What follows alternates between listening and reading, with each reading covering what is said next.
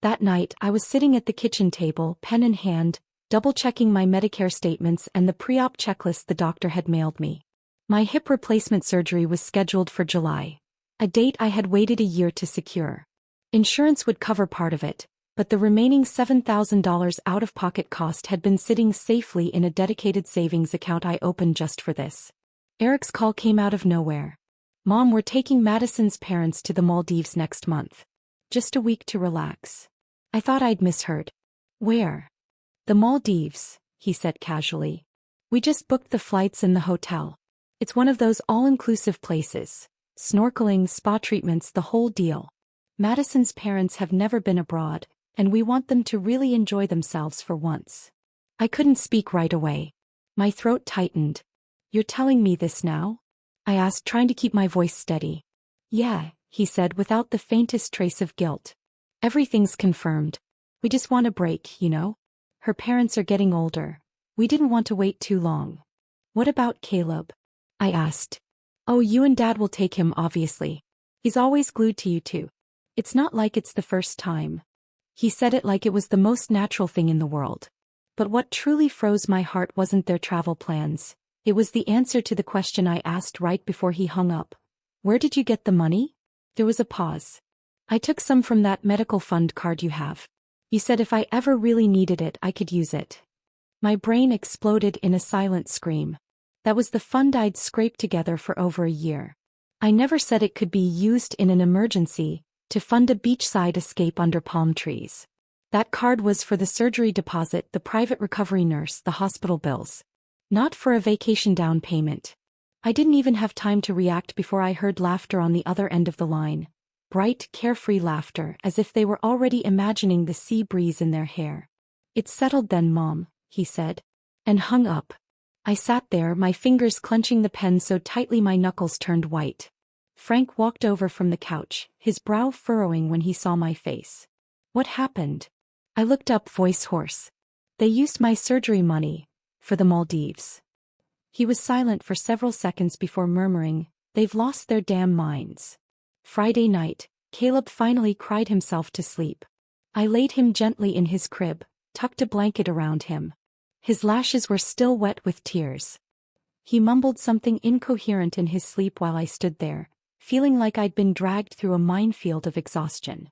My back throbbed so badly I couldn't stand up straight. Frank crouched behind me, rubbing my lower back. Even his voice was drained. "This kid runs like he's got a motor in him." Was up before sunrise. I glanced at the wall clock, 10:30 p.m. From the moment I opened my eyes at 6, I hadn't sat down for more than a few minutes.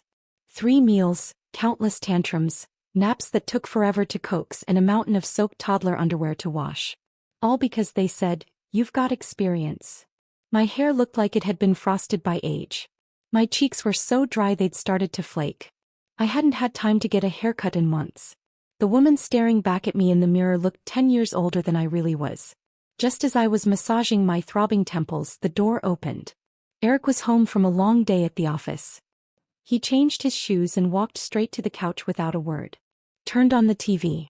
His favorite sports channel was playing, a crowd cheering over a three-pointer. Like nothing had happened. Like he hadn't called the day before to tell me he'd helped himself to the savings card I'd set aside for surgery and rehab. That card I had filled dollar by dollar over the course of a year for one single purpose: to pay for my summer hip replacement and everything that came after. I stared at him for a while. He was perfectly relaxed, one leg propped on the coffee table, completely oblivious to the way I was looking at him. "Did you eat dinner?" I asked. "Not yet, Mom. Just whip up some noodles or something," he said without turning around, still flipping through channels. I didn't answer.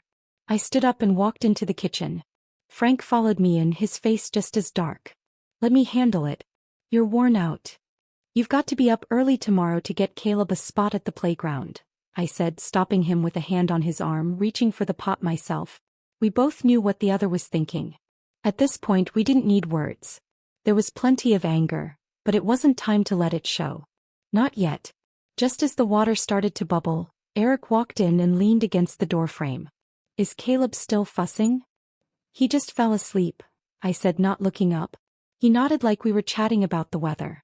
We're thinking of enrolling him in a swim class once we're back. I gripped the spatula tighter. He was still talking about after the vacation. Like it was all set in stone. Frank was still in the kitchen, eyes narrowing. He glanced at me but said nothing. I asked, "Why didn't you arrange daycare for Caleb while you're gone?" He shrugged, smiling as if it were obvious. "We figured you guys would take care of him. And honestly, Madison's parents really deserve to see more of the world. They've never gone anywhere since retiring." I gave a small laugh, cold as steel. "And do you think maybe we deserve to see the world too?" He didn't answer. Just stared down at his phone. The air turned heavy like it had been sucked from the room. I thought back to the night he'd called. I hadn't slept a wink. I just stared at the bill on my nightstand that read orthopedic surgery estimate across the top. It had taken me 14 months to get that appointment. The doctor said if I didn't get the surgery and fell again, I might never walk on my own again. I didn't want to die, and I didn't want to spend the rest of my life in a bed. But now that surgery fund had been traded in for sunshine, bungalows, and ocean breezes. My throat tightened, my chest felt like it had a brick lodged in it, but not a single tear came out. "Mom, hurry up with dinner, will you?" "I'm starving," he called out. I turned off the burner, served the noodles, and said nothing. He went back to the couch, eating while watching the game, slurping away as if the world was perfectly in order. Never once glancing at the silence stretching between Frank and me like a noose. That night, Frank and I lay side by side in the tiny guest room at Eric's place, neither of us sleeping. The room was small and dim. The curtains never fully closed, and in the summer it felt like a sauna, in winter a meat locker. Cold air always seeped through the corner of the wall like something alive trying to crawl inside your bones. We had moved from Vermont to help with Caleb, to take pressure off their shoulders. And what we ended up with was this closet-sized room that could barely hold one bed, let alone two. Frank turned onto his side and whispered, "Grace, maybe just let this one go. Watch Caleb for a few days. No need to put him in the middle." I stared at the narrow beam of moonlight filtering through the blinds, thin as a ribbon, wrapping tighter and tighter around my chest.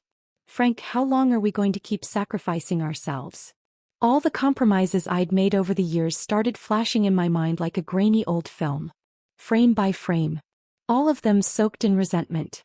When Caleb was born, I dropped everything in Vermont, our garden, our friends, and came here with 2 suitcases to help Madison recover. She'd had a C-section and was slow to heal. I cooked every meal with precision, referencing postpartum guides, counting every calorie, every gram of fat. And what did she say? "Grace, this is way too greasy. Doesn't look very healthy." Before I could reply, she shoved her iPad at me. "Here. This is the nutrition plan my doctor recommends. Just follow it." I glanced down at the list. Kale puree, flaxseed bread, salmon mousse. Half the ingredients I'd never even heard of. But I went out and bought every last thing she asked for, even if it meant riding 3 buses just to find a store that sold non-dairy Greek yogurt. And still not a single thank you. When Caleb turned 1, things didn't get easier. They got worse. She said I held him wrong, that it might affect his spinal development. Said I dressed him too warmly, that I was cooking a ration to him. Said the baby food I made wasn't blended enough, that it was too rough for his digestive tract. Every single thing. She nitpicked every step I took in that house, always ending with, "I read about it." As if I'd raised Eric 30 years ago by blind luck. And Eric? He always repeated the one line I'd heard so many times I could recite it in my sleep. "Mom, Madison just wants what's best for the baby. Can't you be more understanding?" Understanding? My entire pension was practically funneled into their household. Groceries, diapers, detergent, baby shampoo, you name it. And Madison? She swapped out luxury handbags like clockwork. Her skincare stash was overflowing from the bathroom cabinet, every bottle marked with a 4-digit price tag. Their mortgage was $3,600 a month, the car loan another $700. Eric's paycheck barely cleared $5,000 and Madison brought in maybe 4. On paper it didn't sound bad. But between the loans, the kid, and their obsession with traveling abroad, they were always running on empty. Every month, like clockwork, the act would begin. Madison would sigh and say, "Mom, the bills are really piling up this month." I wouldn't ask a single question. I'd just walk to the drawer, grab the passbook, and head to the bank. It started once. Then twice. Eventually, it became a monthly ritual, an unspoken subsidy I was expected to provide. As if we'd co-signed their mortgage. As if we owed it to them. When Eric lost his job for a few months, they didn't even hesitate to ask us for help. We bit the bullet and pulled our last $50,000 from our retirement account. They never once mentioned paying us back. Not because they forgot. Because they never truly saw us as people who deserved gratitude. Last month I caught a nasty flu. My whole body was chilled to the bone. That night, Caleb cried non-stop, refusing to sleep. Completely drained, I turned to Madison and said, "Can you take him tonight?" "I really can't." She was sprawled out with a face mask on, scrolling through her phone. She didn't even look up. "Grace, can you hang in there? I've got an early meeting tomorrow. I won't be productive if I don't sleep." Then she added, "And anyway, Caleb's more attached to you. I can't calm him like you do." That night, I burned with fever and still rocked Caleb in my arms until dawn. The next morning at the grocery store, I nearly fainted in front of the freezer aisle. A young woman passing by caught me just in time. All our sacrifices had become invisible. Default settings. And the moment we stopped, we were the problem. Frank let out a long sigh beside me, voice low. "I know it's eating at you. But Eric's stuck in the middle. It's not easy for him either." I gave a dry laugh and sat up sharply. "Not easy? He's 36, not 3. If he's still stuck in the middle, it's because he chooses to be. He's a grown man. Why can't he speak one honest word on our behalf?" Frank didn't reply. But his eyes flickered, half in agreement, half in resignation. I swung my legs over the edge of the bed, sliding into my slippers. My voice was calm, firm. "They're going to the Maldives. We're going home." Frank sat up, startled. "You mean now?" "Yes," I said, turning to him. "We have our own home. Why are we stuck here swallowing this crap? This house is theirs. We're just the guest. Caleb is their child. We're just helping out. If they've made it clear they don't care, then we're no longer obligated to." Frank went quiet for a moment. Then he took a deep breath and nodded hard. "You're right. It's time. God, I've nearly forgotten what our apple tree in the backyard even looks like." The moment we made that decision, I felt lighter. Like a switch had flipped, calm, almost gleeful vengeance rising inside me. We didn't need to shout. We didn't need to argue. Why should we keep bending to their selfishness? Why should our lives orbit their little universe? I even started to wonder, when Madison realized we were gone, would that ever-composed face of hers finally crack? The next morning I woke up at 5. The house was still, the sky outside still dark. The only sound was Caleb's soft breathing. Eric and Madison's bedroom door was shut. If their routine held, they wouldn't wake until at least 8. Breakfast, of course, was still mine to make. No one ever asked. No one ever thanked. I stood in front of the bathroom mirror, studying my face. Tired. Sallow. The fine lines around my eyes etched in deep like carvings. I'd had enough of this life. I turned back into the bedroom and grabbed my phone. Frank leaned over. "What day should we leave?" he whispered. I lowered my voice too. "The day before they fly out. April 28th. Let's give them something real nice to come home to." Frank let out a real laugh, wide, toothy, yellowed from years of smoking. But it was the happiest I'd seen him in ages. "Perfect. Let's do it." As I hit the confirm button on the booking screen, I felt something inside me crack open. All those years spent swallowing my voice in this house, it was like every last stone dropped to the floor. The next few days I went about everything as usual, cooking, laundry, bedtime routines. But inside, every task ticked like a countdown. Eric and Madison, meanwhile, were swept up in their vacation prep. Brand new UV protective clothes, snorkeling gear, even maps of the best boutique diving spots in the Maldives. They were drunk on anticipation, completely blind to the shift in air around them.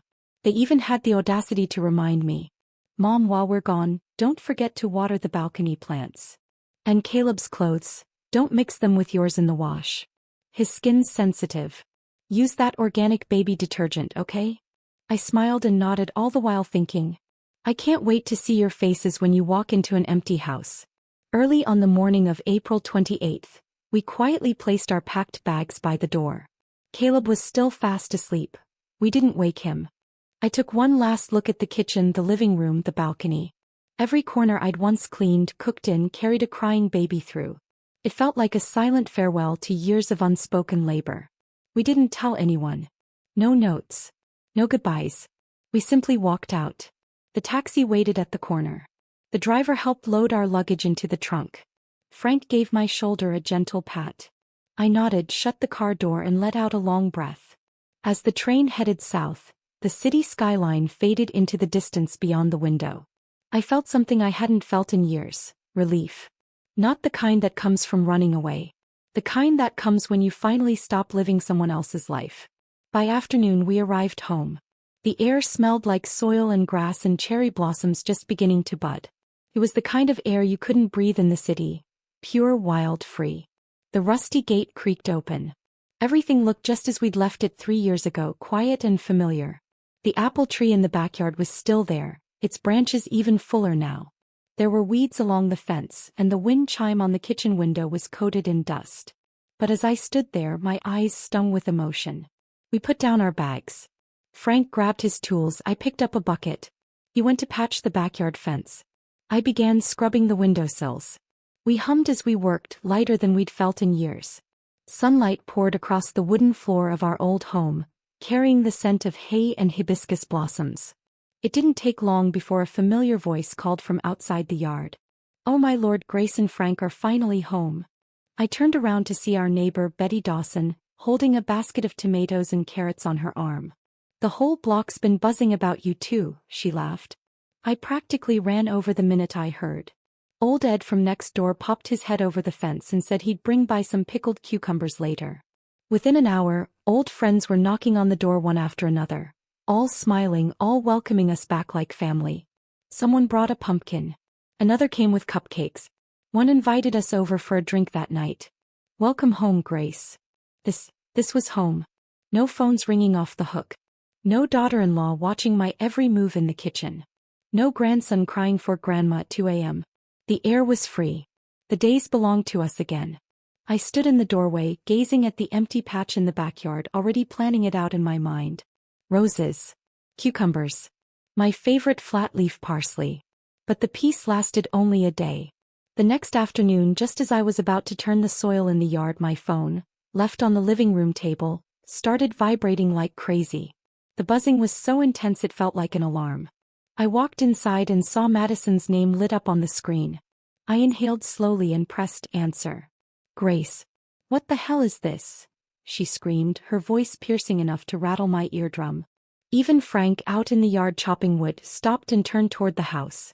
"You seriously ran off without a word? Do you have any sense of responsibility? What are we supposed to do about Caleb?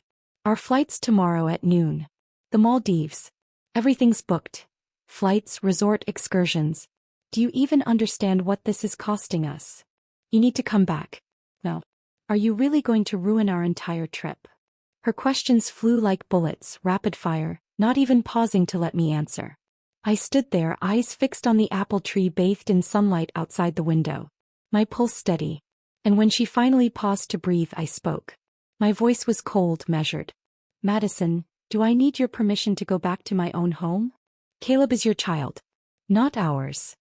We're not your full-time nannies. We're not your servants." The other end went quiet for a few seconds, then exploded again, louder and more frantic. "You're retired. You don't even work. What's so hard about helping out with your own grandson? You're the ones who said you wanted to be here. And now you just bail. You agreed to help with the mortgage too. Don't act like that never happened." My hands shook with rage. Agreed? Was that what she called those nights she sobbed, begging us to stay? Saying she couldn't manage on her own? That she was slipping into depression? Was that what she called it when she grabbed my hands and said if I stayed, she'd treat me like her own mother? All of it, a performance. I swallowed my fury, then delivered each word slowly, clearly. "Madison, don't rewrite history. We said we'd help when you were struggling. We never said we'd pay off your house for life. You chose to go on vacation. That's your freedom. But if you didn't plan for your child's care, that's on you. And no, we're not coming back. This is our home. And we're staying." There was silence on her end, then an explosion. "Grace Whitman. Just you wait. If you won't come back, we'll send Caleb to you. You're destroying our marriage. You're destroying our lives. I'm having Eric call you right now. You'll regret this." And with that she slammed the phone down. I stood there, phone still in my hand, my palms slick with sweat. Frank walked over, sawdust clinging to his hands.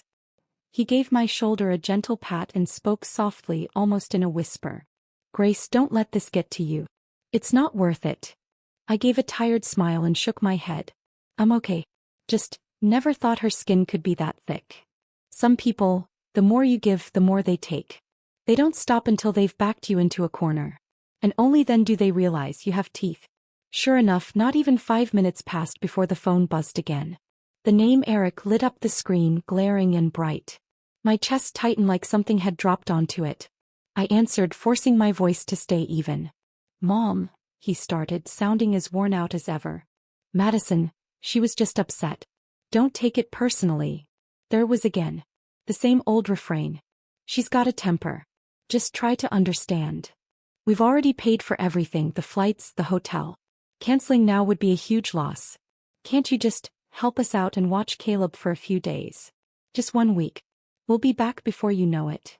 The way he said it, like it was a given, made my blood run cold. Help you? I finally spoke, my voice calm but sharp.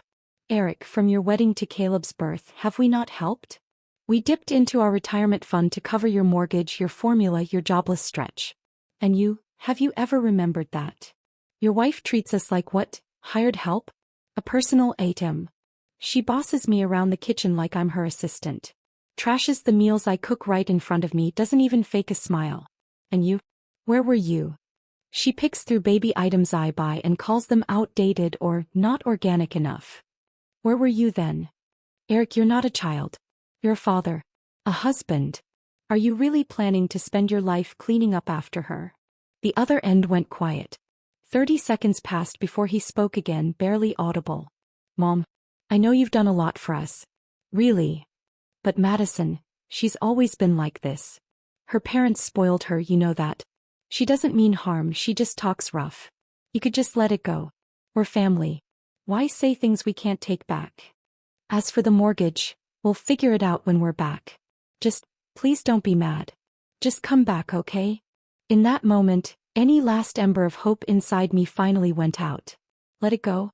I'd let it go so many times I was ashes already.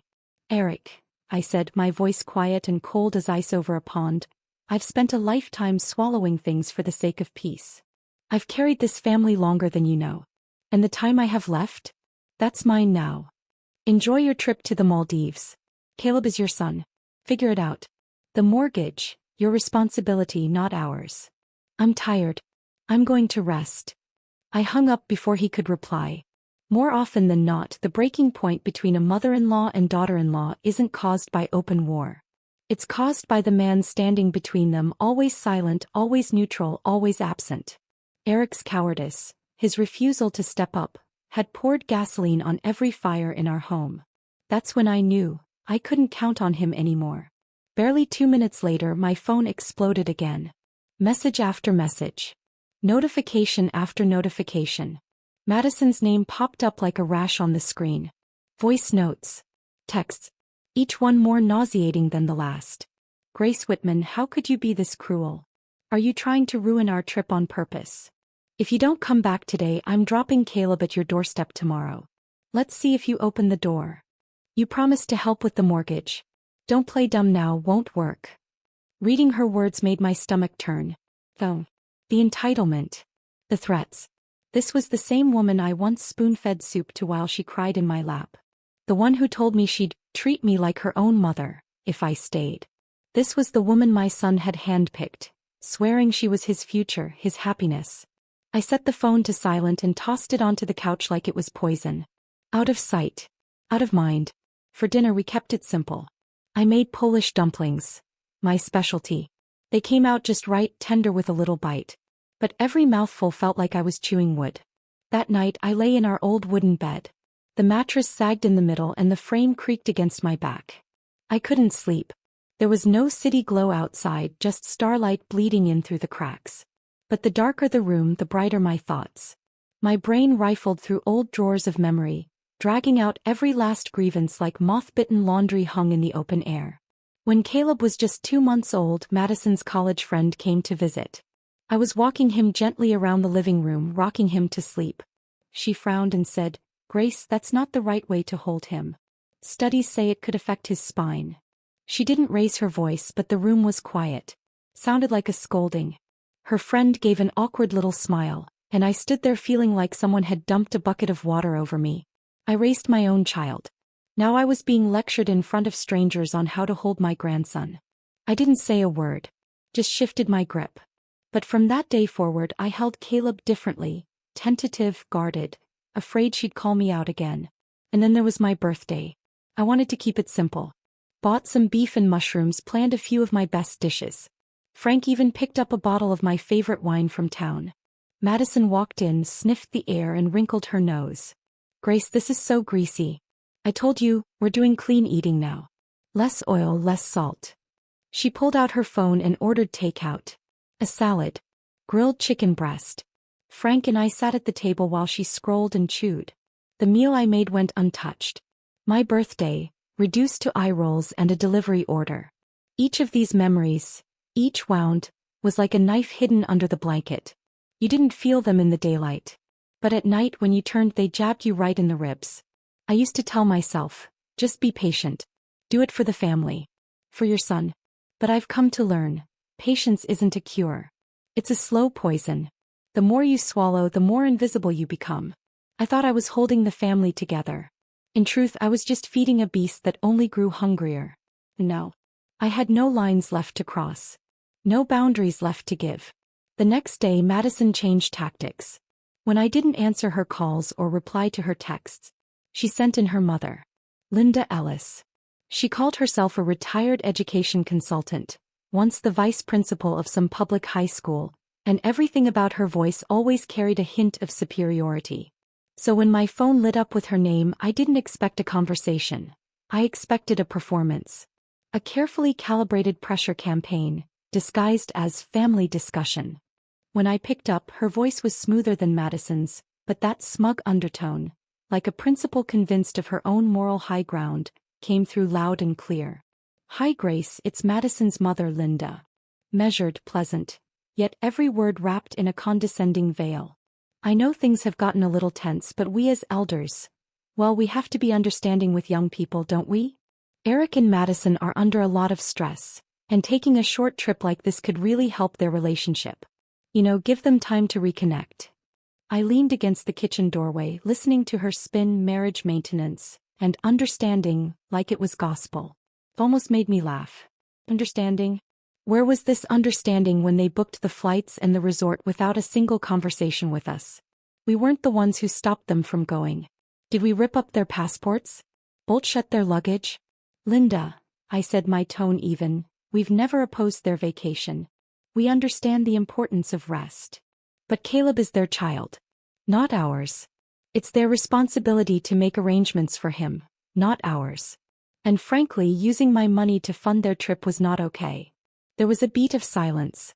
She clearly hadn't expected me to come in that directly. "Well, that may be true technically," she said, her voice tightening, "but Caleb is still so young. He can't be left alone. You're the grandparents. Surely you can't stand by and let him be without care. And come on, Grace. You're both retired. You've got the time. Helping a little. Isn't that part of supporting the next generation?" Madison grew up comfortable, yes. She's not used to struggle. Raising a child is new territory for her. I almost laughed out loud. She's unfamiliar with struggle? And what? Was I born with a baby in one hand and a diaper manual in the other? I wasn't trained to be a mother either. I figured it out like all women do, messy, painful, real. "Linda," I said, calm as ever, "we raised Eric. That was our responsibility and we did it.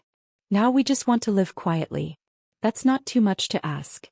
Her voice sharpened just a touch. "But Grace, don't you think it gives you peace of mind to see Eric and Madison doing well? As for the mortgage, young people today are under so much pressure. You and Frank have the means.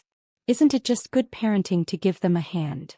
If they fall behind on that loan, it'll affect Caleb too. Surely you don't want that to happen." And there it was, her brand of moral logic. Sacrifice yourself for the illusion of a stable next generation. "Linda," I said, cutting through her softness like a blade, "the money we have? That's for our medicine, our food, our future. We're not a bank. We're not a charitable foundation. We don't owe anyone a dime. If they couldn't afford the mortgage, they never should have bought that house. Life is made of choices, not fantasies. And Caleb's future is their job to secure, not our excuse to be used. Silence. I could picture her face, tight-lipped, disapproving, and completely unable to argue without sounding selfish. Well, she finally snapped, her tone suddenly icy, I guess there's nothing left to discuss.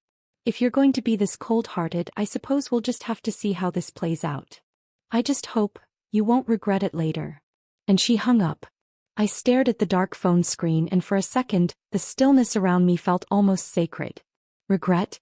If there's anything I regret, it's pouring so much of myself into a relationship built on uneven ground. It's all the times I let guilt silence my instincts. All the times I fed someone else's entitlement because I couldn't bear to be called selfish. Before I could even set the phone down, another alert flashed across the screen. A forwarded voice message. From Eric. Madison's profile picture and the all-too-familiar caption, "You received a voice message." I tapped it, and her voice came shrieking through the speaker, cracked with fake tears, sharp enough to cut. "Eric, are you hearing this? Just listen to what your parents are saying. They don't care about us at all. They can't stand seeing us happy. They've abandoned us, abandoned Caleb. Is that what this is now? I don't want a family like this anymore. If you can't fix this, we're done. You take the kid, I'll take the house. I want to see how you survive that."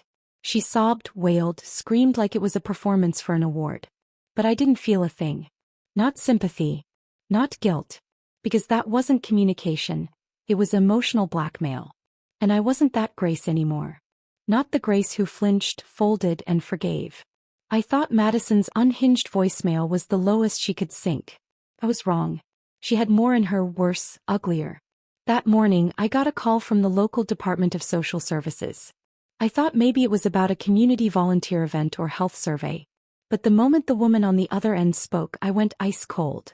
"Hello, is this Ms. Grace Whitman?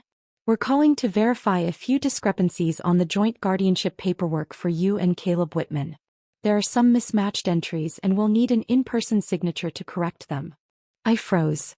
What guardianship agreement? "It was submitted by your daughter-in-law, Madison Ellis." The woman on the phone replied politely, as if reading off a script.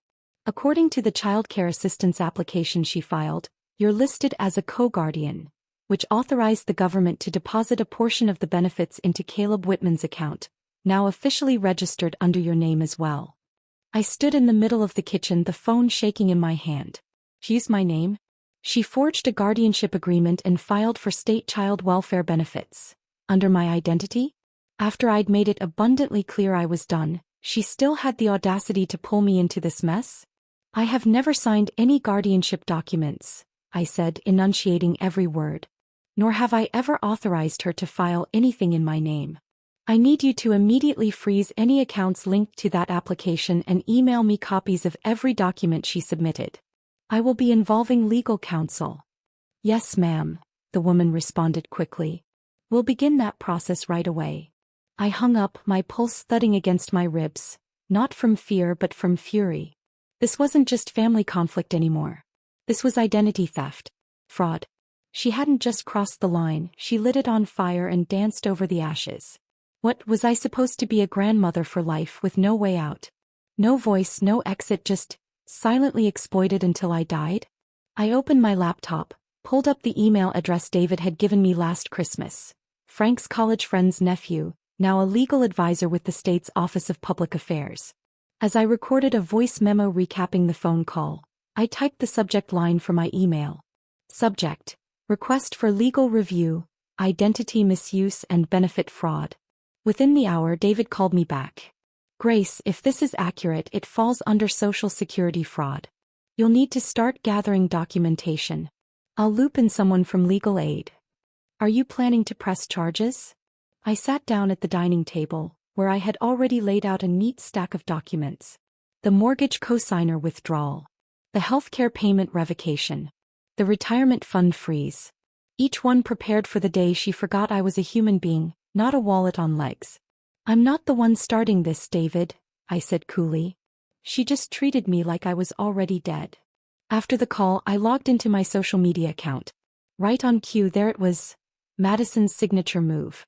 A long, anonymous post just vague enough to be legally safe but venomous in tone. I've never seen someone so heartless. My ML dropped everything and ran the day before we were supposed to travel, abandoning a child too young to understand why. She says she wants to live for herself. But did she ever stop and think that the day you become a mother, your life is no longer your own? The likes and comments rolled in like waves. Some agreed. Some piled on. One even wrote, "What's wrong with this generation of grandparents?" I didn't reply. I simply took screenshots and forwarded every single one to David. Chain of evidence, intact.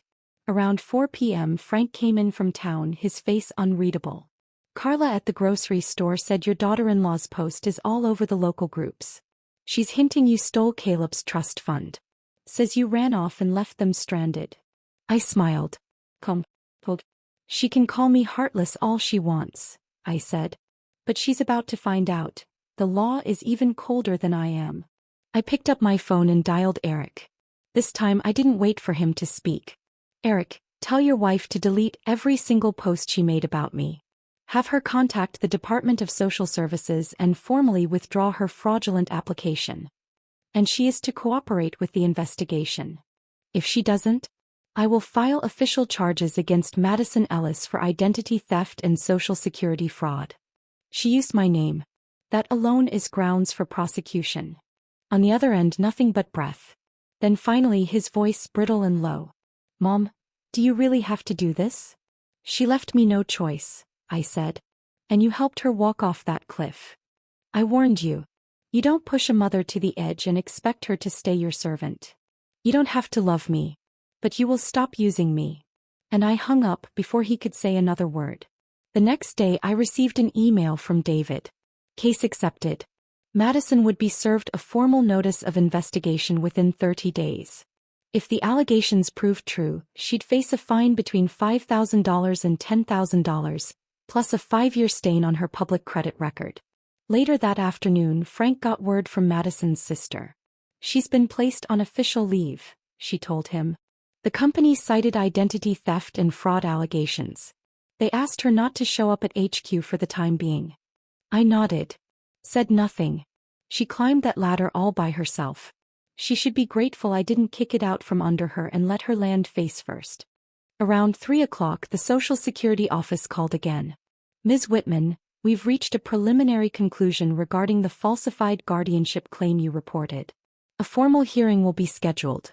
If the other party refuses to comply, the matter will be handed over to the state prosecutor's office." "Thank you for letting me know," I said calmly.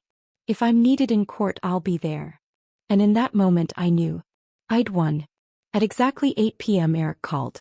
I put him on speaker, made sure Frank was there to hear everything. He sounded like a schoolboy caught cheating on an exam. "Mom, Madison's lost it.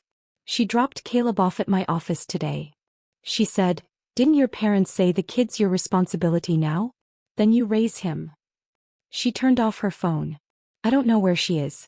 But I was wondering if maybe, just for a few days, you could take Caleb." I cut him off before he could get any further. "Eric, let's get something straight. Caleb is your son. I did not adopt him." He paused. "Mom, just this once. I really have no other option." "You should have thought of that when she slammed the door and walked out," I said coldly. "Eric, the day I canceled your secondary card, I made a decision. Your mess is no longer my concern. You chose this marriage. You chose this life. You carry it." His voice started to rise, tinged with desperation. "But Mom, he's your grandson." "I know," I said, tone steady. "That's exactly why you need to be his father. Not me. I'm not a saint. I'm not your backup plan. Not anymore. Starting tonight, I won't be answering any more calls that begin with, 'Can you help?' Whatever storm the two of you brought down on yourselves, I won't be caught holding the umbrella." I paused, let it sink in, then said, calm, final, clear. "You want to be a husband? Stop being a mama's boy. And if you can't manage that, don't expect me to keep being your mother." And then I hung up. No room for tears. No space for excuses. No oxygen left for guilt. I opened my contact list and deleted Eric's number. Then Madison's. Then Linda's. Blocked every account they'd ever used to reach me. I went into settings and turned on Do Not Disturb, permanently. This was the last time I pressed pause on their chaos. From now on, if they scream I shut the door. If they fall I don't catch. If they break I watch. No comments. No interventions. No lifelines. From this day forward, anyone who dares to weaponize family, to bind me again, I'll make sure they understand. I'm not your mother. I'm the reckoning you never saw coming. This story ends here.